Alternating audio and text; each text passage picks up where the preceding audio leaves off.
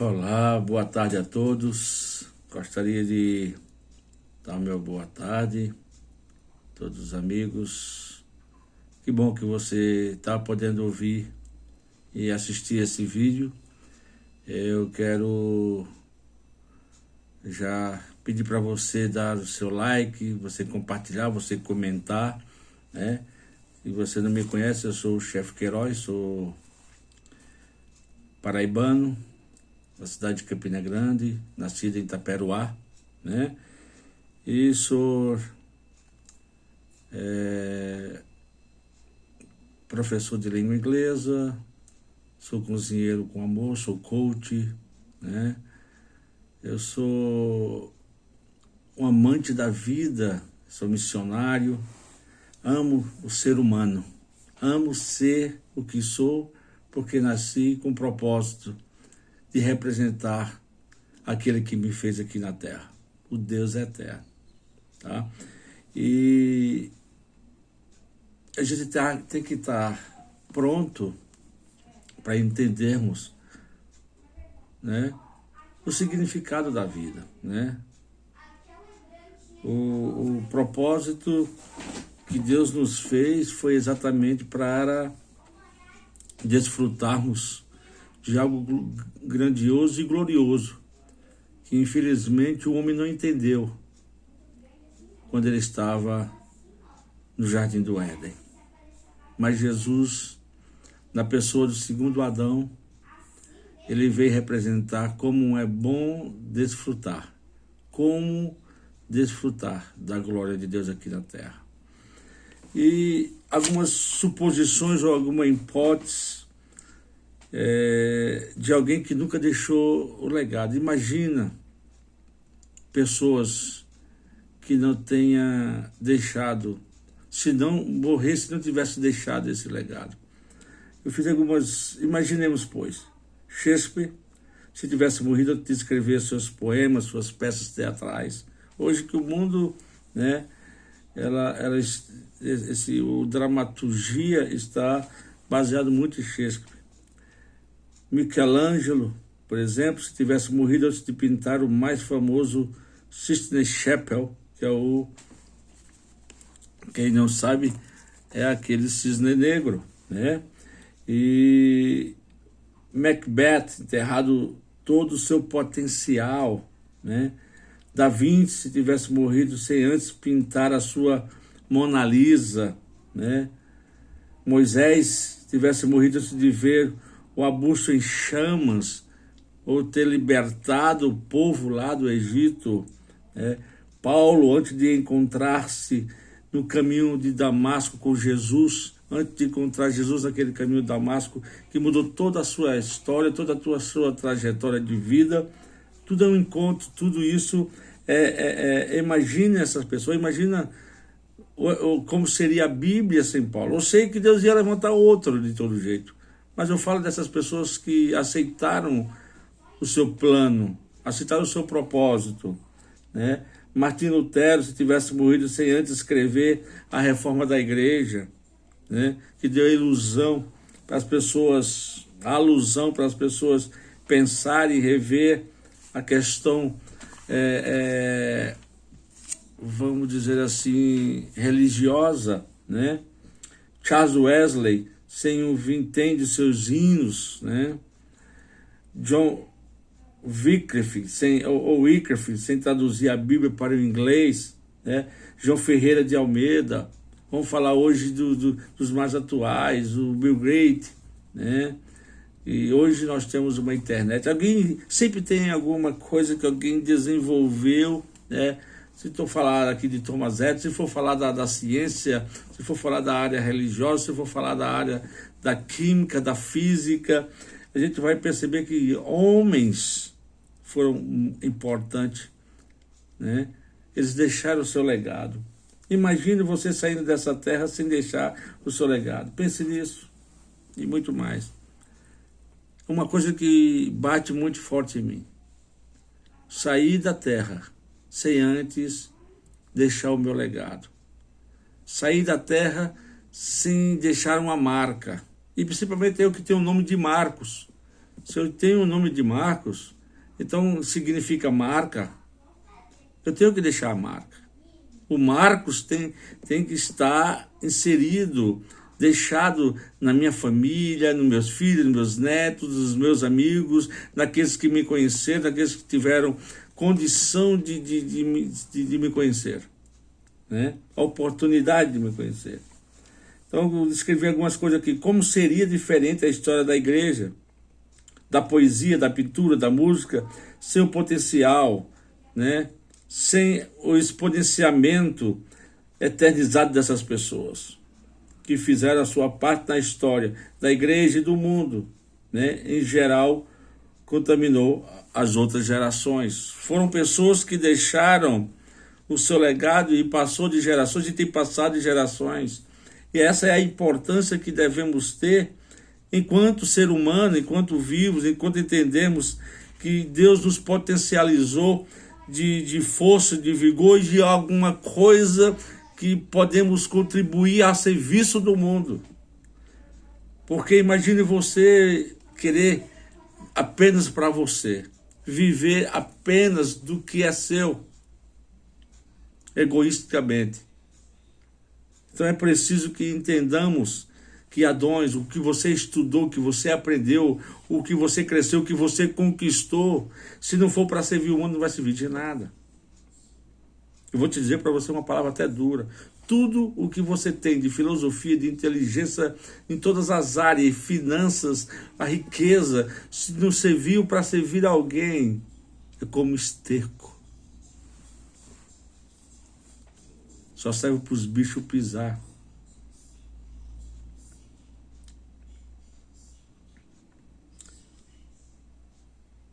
Acontece que toda a humanidade tem dificuldade em trafegar nas estradas das emoções. Por isso é importante.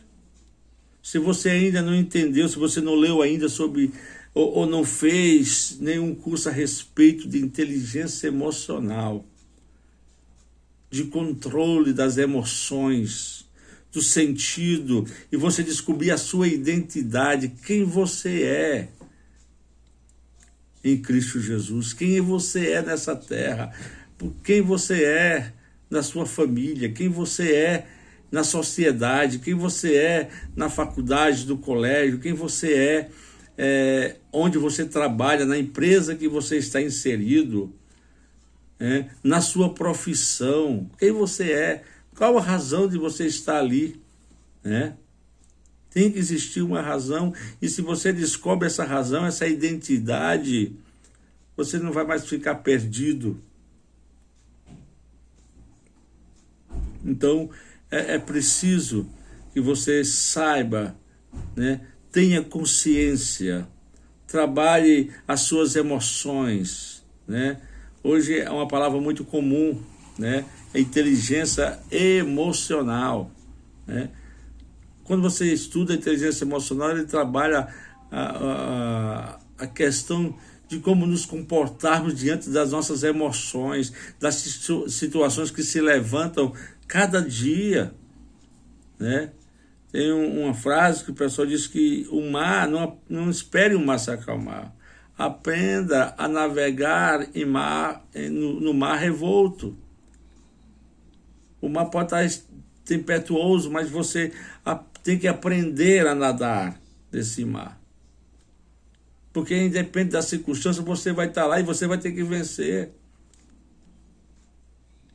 E às vezes nos falta apenas a inteligência emocional de sairmos de problemas que muitas das vezes nós mesmos entramos.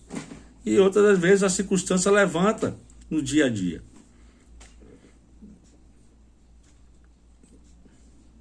Navegar nas águas do sentimento, termos medo do ilustre desconhecido. Sabe, o ser humano tem muito medo do desconhecido. O ser humano tem muito medo do desconhecido. Mas Deus nos capacitou para galgarmos dia após dia algo novo.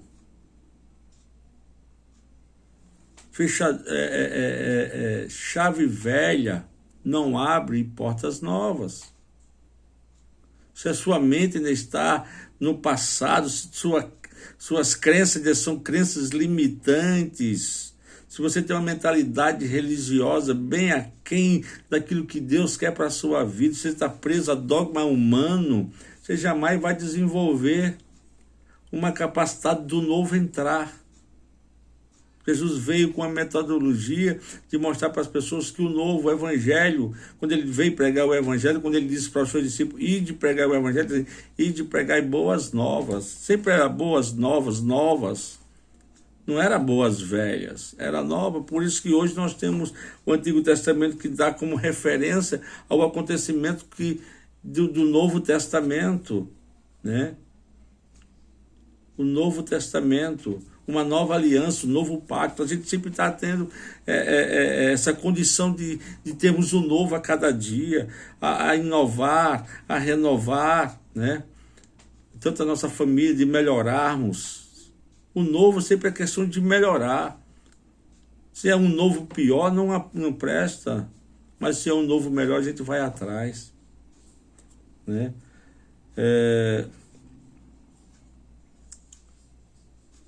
Nós mesmos, medos da nossa própria ignorância, medo de admitir que temos medo, sabe?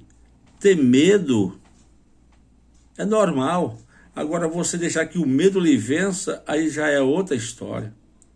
Porque Deus nos deu capacidade de vencermos os medos da vida.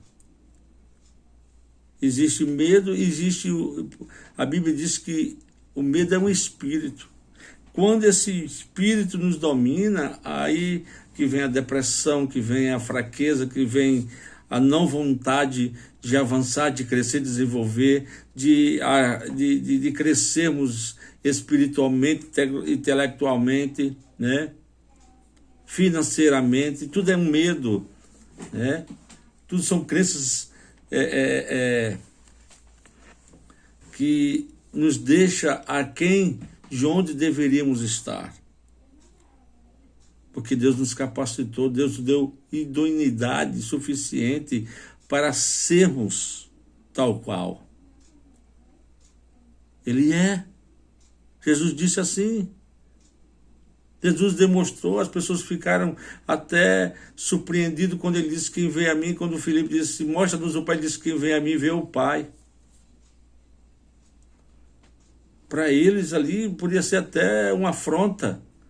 Alguém que nasceu de uma mulher dizer que é Deus, que é igual a Deus. Porque eles não entenderam o princípio. As pessoas não entendem a revolta do inimigo da alma do homem, que é Satanás, porque ele era apenas um anjo, um querubinho, alguém de alto gabarito diante do Senhor, mas ele não tinha o que Deus deu para nós. Quando Deus fez o homem, o fôlego dele, o zoe, a vida do próprio Deus. Ele fez o semelhante a mim.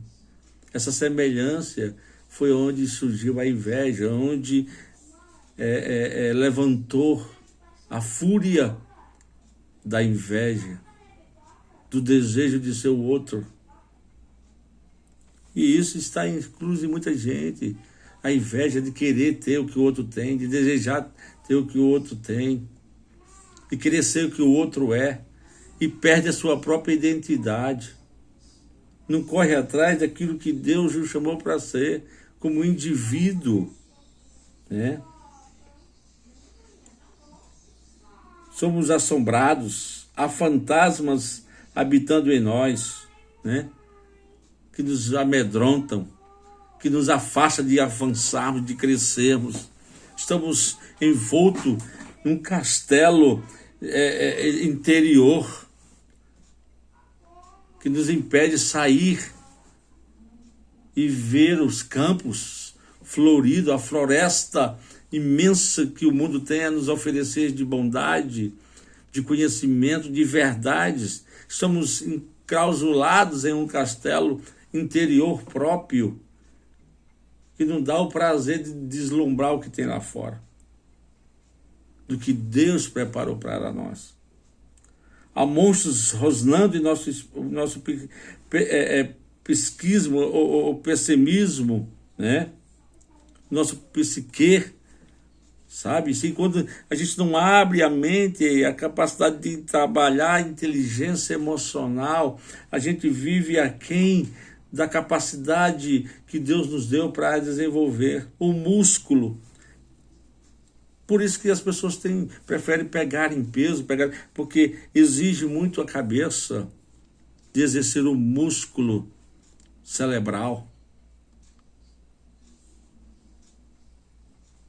É preciso entendermos isso, é preciso acabar com esses monstros que rosnam, que nos amedrontam, que nos deixam fracos, que nos fortalece, não nos fortalece, porque o que mais nos fortalece é o Senhor.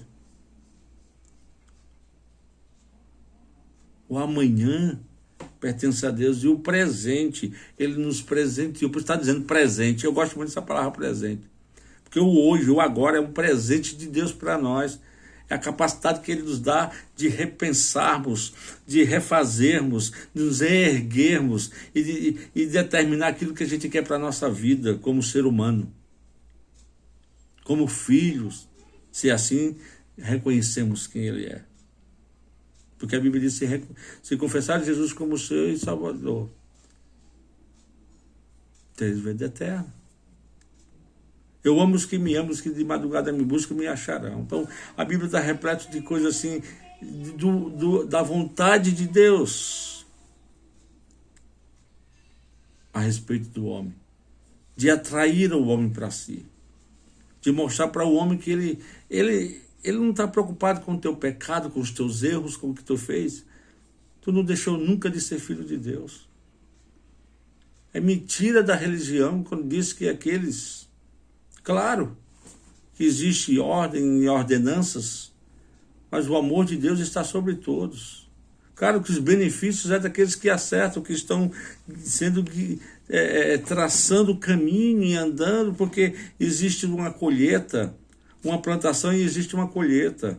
Então, eu estou colhendo o que eu plantei. O que você está colhendo, o que você plantou, você é hoje o que você merece por causa da sua plantação, né? Tanto na palavra como nas ações. E é isso que acontece. Mas o amor de Deus, Deus jamais vai te desprezar. Deus jamais vai te lançar fora, independentemente da circunstância ou o estado que você esteja. Porque o amor de Deus é inexplicável. Nenhum ser humano na terra é capaz de explicar o tão grande amor, a ponto de o próprio Jesus, do próprio João falar: Deus amou o mundo de tal maneira que deu seu Filho unigênito, para que todo aquele que nele crê não pereça, mas tenha vida eterna. Que amor glorioso! Que amor de uma excelência que acho que não existe uma língua natural que possa expressar esse tão grande amor. Que a gente possa entender isso. Deixa eu ver onde eu estou. O nosso solo é de areia movediça. Quando a gente está com a mente, quando a gente não tem essa inteligência emocional, a gente vive como um solo. O nosso solo é como uma areia movediça. Quanto mais você pisar, quanto mais você vai se afundando. Vai se afundando, vai se afundando. Então é preciso pisarmos em solos firmes. E só que tem solo firme é o que confia no Senhor. Os que confiam no Senhor são como os montes de Sião, que não se abalam, mas firmes permanecem para sempre. Então é importante onde pisarmos, onde estamos pisando, qual é o solo que estamos colocando os nossos pés. Quais solos estamos firmando os nossos pés? A nossa vida.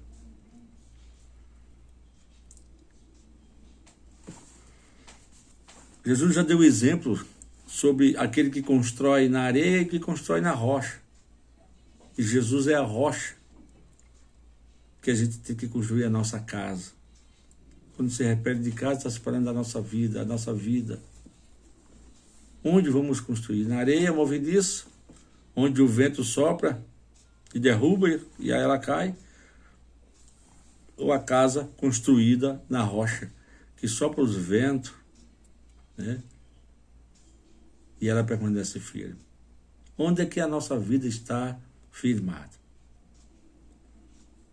Estou falando aqui de inteligência emocional, estou falando aqui do pressuposto do que a gente precisa tomar como condição de vida, que é a nossa identidade. A identidade é real. Quem eu sou? Para que eu vim a esse mundo? Qual o motivo de ter nascido nessa família? Qual o motivo de eu estar inserido nesse trabalho, nesse ministério, nessa igreja, nessa fábrica, nessa empresa, nessa sociedade, nessa casa, na família? Você tem que entender o porquê Deus te colocou lá.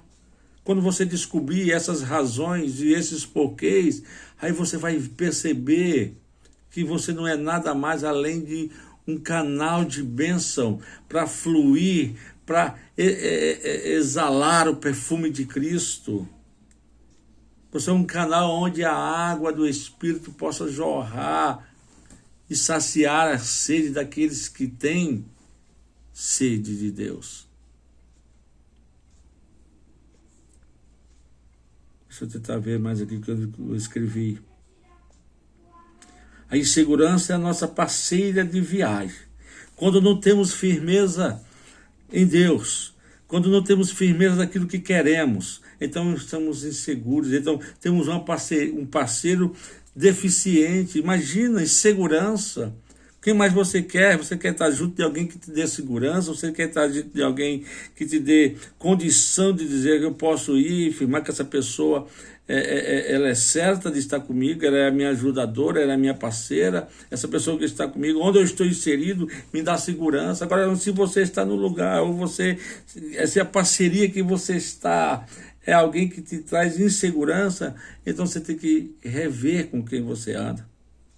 Com quem você está casado, com quem você está inserido na vida secular e espiritual. Estamos em retirada de nós mesmos. Sabe as pessoas que querem sumir? Pessoas quando querem suicidar-se, pessoas quando querem desistir da vida por tantos problemas que chega, porque não consegue, aquelas pessoas que são...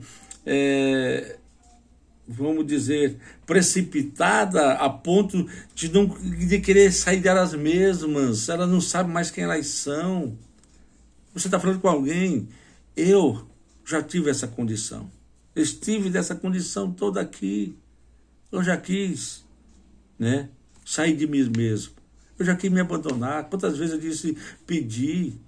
Eu cheguei a uma condição diante de Deus que amaldiçoava. Ainda bem que Deus é tão bom, que na minha ignorância, na minha juventude, que eu zombava de Deus, que eu dizia todos os palavrões que você imaginar de feio para Deus. Mas eu era ignorante, não entendia que Ele era tão amoroso, Ele queria me dar condições que eu jamais viveria. Eu que pensei que com 16 anos estava morto, ia morrer, não passava daquele ano.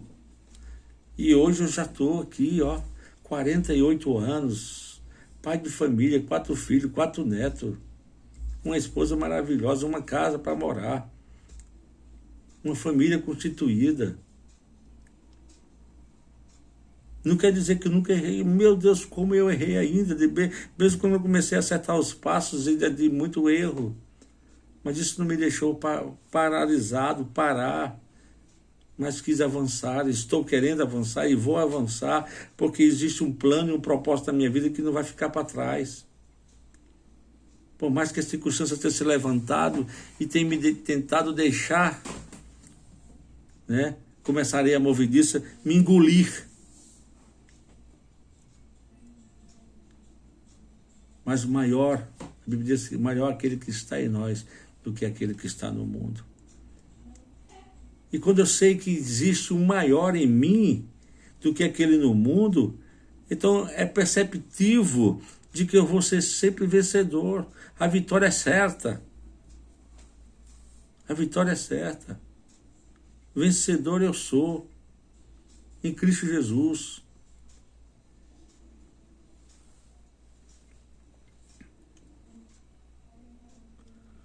Às vezes nós nos consideramos como nômades, covardes que teimam em continuar distante do lado do reino de Deus. São essas pessoas.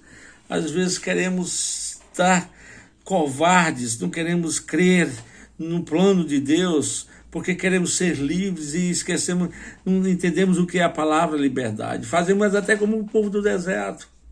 O povo lá de Israel, os israelitas que estavam lá, os judeus que estavam presos ao Egito, já eram escravos do povo egípcio. Quando Deus libertou, Deus já tinha uma cidade preparada para eles, já tinha um lugar preparado para eles. Mas o coração daquele povo era tão duro. Eles queriam a liberdade, eles não entenderam o poder da liberdade e passaram da liberdade para a libertidade, e passaram 40 anos no deserto para entender. A liberdade é uma faca de dois gumes, nós temos que ter cuidado com a questão da liberdade. E muita gente está aí, são gentes loucas, pessoas nômades, pessoas que querem viver afastadas, longe de Deus, por não entender o propósito. Porque botaram na mente a questão religiosa, de uma santidade, de um Deus bem longe e um humano bem distante dele. Quando, na verdade, é apenas uma metáfora miserável e mentirosa. Porque Deus nunca desistiu do homem. Deus nunca desistiu do homem. O homem, sim, sempre vai querer desistir de Deus.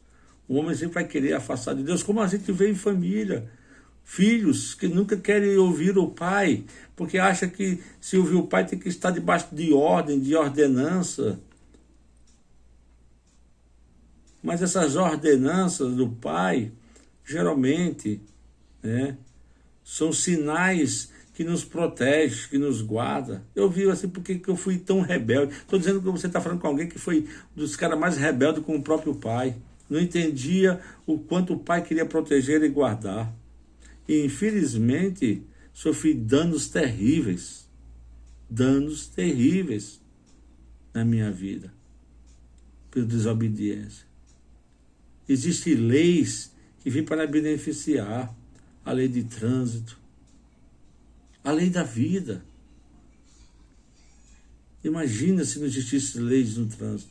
Imagina a loucura que seria numa BR, a loucura que seria dentro de uma cidade, se não existissem as sinalizações corretas, as placas de pare, as placas de continue, as placas de dê a vez, as placas da direita e da esquerda. Imagina aí a loucura. A vida também é assim. Se nós não tivermos as condições, as placas de pare, pense, olhe, reflita, a gente ia viver uma vida aquém. Seríamos pessoas indo ao abismo, porque não tínhamos uma referência. Deus é a referência do homem. O homem não pode chegar ao céu se não for por meio de Jesus. Essa é a questão. Porque é dele que você veio e dele que você volta. É para ele que você volta. Dele somos. Foi dele, de lá que viemos. E ele não quer perder nenhuma alma que você quer. Nós é que não entendemos isso, a simplicidade. Meu Deus, como é simples ser de Deus. Como é simples abandonarmos o espírito religioso, crítico, de olhar para as pessoas e colocarmos um martelo na vida delas, como se nós fôssemos aqueles aferidor. Quem Deus? Será que Deus te constituiu aferidor do teu irmão? Jamais. Jamais. Somos capazes e prontos e tendenciosos aos erros sempre, Deus não vai jamais nos colocar como julgador, como juiz do próximo.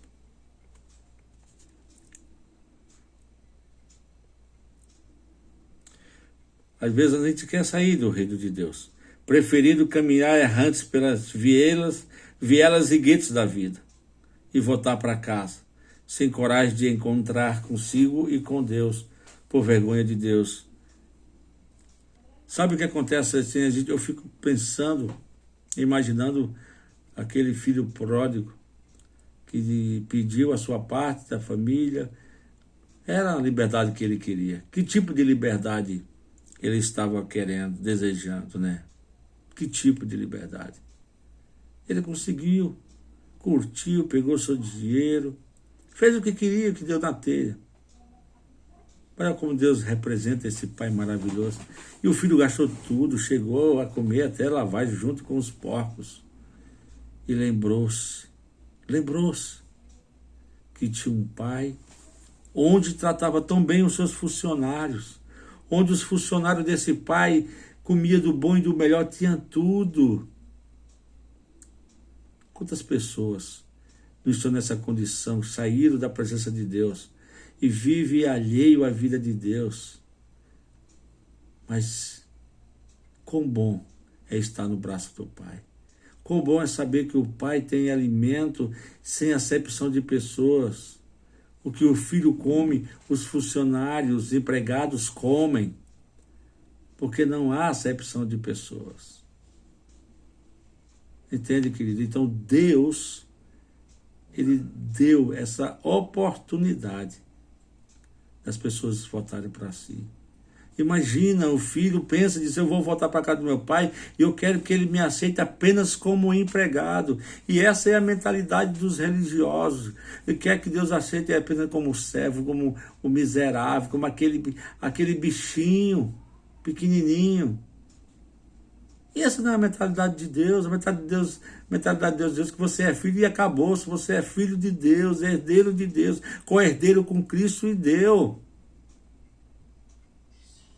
Não tem como ele te diminuir.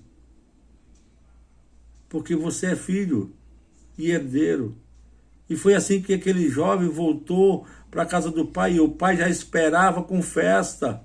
E houve uma grande alegria quando o pai viu aquele filho voltando. Ele já colocou uma roupa, já vestiu ele, já colocou um anel de volta no dedo dele, dizendo que você faz parte da família. É assim que Deus quer que a gente se sinta como parte da família de Deus, como filho de Deus, independentemente. Deus não pergunta, vê se o pai, se esse relato do filho pródigo com o pai, se existe algum questionamento, o que você fez com o dinheiro, vê se teve algum xingamento. Não, ele só aceitou o filho de volta.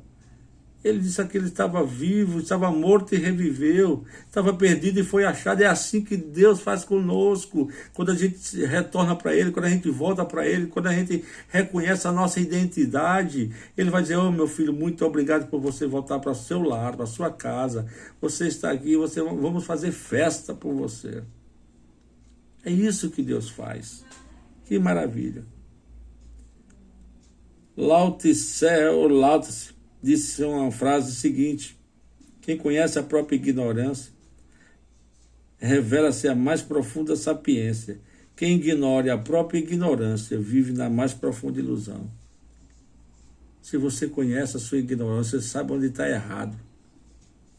Se você sabe até onde você pode chegar, você já está sendo levado como sábio, porque você sabe o caminho que deve trilhar. Se você conhece as suas fraquezas, é aí onde você vai se fortalecer. Porque digo fraco, eu sou forte, a Bíblia diz. É gigantesco o número de pessoas capacitadas academicamente, talentosas e que atuam muito abaixo de suas possibilidades inerentes. Você sabe, eu sou essa pessoa. Eu sou uma pessoa desse jeito assim. Fui até um dia desse. porque eu estava agindo dessa forma. Gigante, academicamente, conhecendo muitas coisas, mas vivendo e atuando muito abaixo da possibilidade daquilo que Deus me capacitou para ser. Estava me impedindo, me deixando aquém. Ou seja, é muitas das vezes não reconhecer a ignorância, não reconhecer que depende. Porque quando você acha que não depende de Deus, você é o mais miserável de todos os homens. Quando você acha que você sabe tudo e é o bambambam da história, meu Deus, tenha misericórdia da sua própria vida. Talentosos que atuam muito embaixo, inerentes, vivem inseguras, desconhecem seu lugar no mundo e, consequentemente, contribuem pouquíssimo para a sua geração. Quantas pessoas eu conheço, pessoas que leem até 3, 4 livros, 5 livros, 6 livros por semana. Tem gente que passa o dia lendo e você vai conversar com essa pessoa, uma inteligência, mas você perguntar o que ela está fazendo para a sociedade. Esses estudos que ela tem, esse conhecimento que ela tem, está beneficiando sua família? Está beneficiando a si mesmo? Não. Às vezes uma pessoa, como você vê, ela é uma pessoa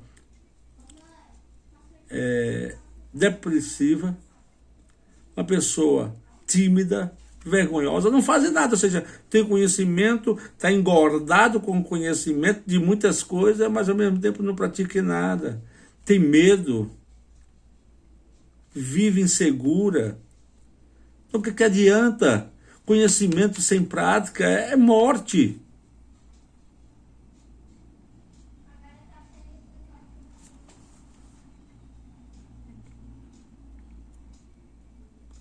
Uma pessoa que vive dessa forma, vive insegura, desconhece o seu lugar no mundo. A gente, quando não entende o que Deus quer para nós, quando a gente não tem essa identidade, a gente não vai reconhecer qual é o nosso lugar no mundo. Para que Deus nos chamou? Qual é a razão de existirmos? Qual é a razão de não morrermos como tantas outras sementes? Quantos outros embriões, eles são gerados e mortos e não chegam, sabe, a ser gerados. Eu venho pensando, digo, meu Deus, por que eu nasci? Minha mãe teve 19 filhos, e 12 deles morreram enquanto criança. E eu quase fui, mas Deus não deixou. Nasci com quase as mesmas doenças que os outros nasceram. Passei a minha vida toda sofrendo de pneumonia. Vivia mais no hospital do que na própria casa. Mas, graças a Deus, estou aqui de pé. Existe uma razão, não é porque isso apenas para viver. Existe uma razão na minha vivência. Existe uma razão de eu estar vivo, de eu estar contribuindo, de eu ser alguém que possa deixar o legado aqui na terra. Amém, queridos? O nosso objetivo com a luz que estamos tendo hoje. Qual é o nosso objetivo? Com essa luz. Jesus disse, eu sou a luz do mundo e quem me segue não andará em trevas. Se você é e está recebendo essa luz da palavra, se você ainda não tem um encontro real com Jesus de Nazaré, se você ainda não reconhece Jesus como Senhor e Salvador da tua vida, está na hora. Não estou falando de você estar numa igreja, de você ser religioso, ou evangélico, ou espírita. Não, eu estou dizendo que você tem que ter um encontro real com Deus. Você tem que confessar Jesus como Senhor e Salvador da tua vida, porque é Ele o caminho. Ele disse, ninguém, sou o caminho, a verdade e a vida, e ninguém vem ao Pai senão por mim. Então não existe nenhum outro. Segundo o cristianismo, segundo aquilo que nós cremos. Não estou falando das outras religiões, que eu respeito muito, qualquer outra. Cada pessoa tem e dá aquilo que recebe. Eu cresci aprendendo sobre Deus, sobre Cristo Jesus, sobre a obra redentora de Cristo na cruz, sobre o Espírito Santo que foi nos dado, outorgado, para nos guiar, para nos orientar, para nos levar aonde Deus quer que cheguemos.